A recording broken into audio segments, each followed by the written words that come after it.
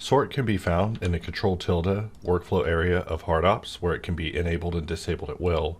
However, in Boxcutter, under the behavior sprocket, if we go underneath behavior, we see the first option is sort modifiers. Hovering over each of these will explain how sort affects these modifiers relationship whenever it comes to us adding booleans using Boxcutter.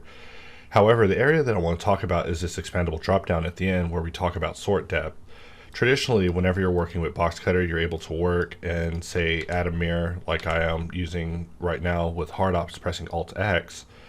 We see that the mirror modifier is being kept at the end of the stack, meaning that every subsequent cut is being placed before the mirror in order to ensure that symmetry is being kept.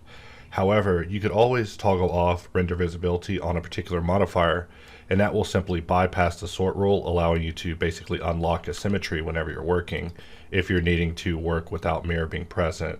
Keep in mind that you could always reactivate the mirror, and because we're only 1, 2, 3 modifiers away, that means on the next cut the modifier stack will be corrected with the mirror being placed at the end.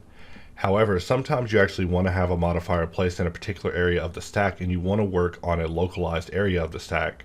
So for example, right now we have 2 modifiers and then we have our mirror. Let's say that we want to work only on the later part of the stack without affecting the mirror. Well, that's where sort depth comes in. Traditionally, we have it default at 4. However, if we lower it to something like 2, we see that with every cut, we're able to still work on the same side without moving the mirror modifier, because that mirror modifier is actually more modifiers away than our sort depth is allowing.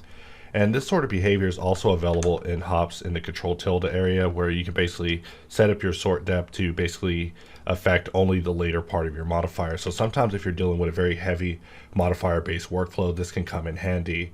And then even if we were to raise our depth back up to something like 4, we can see that the mirror modifier still isn't moving because it's just very far away. In fact, at this point, we would need to raise our modifier depth to something like 1, 2, 3, 4, 5, 6, 7, 8, 9 in order to grab this mirror. However, personally, I recommend instead of raising the depth, that you would just grab the mirror and move it manually if you're trying to do such a thing.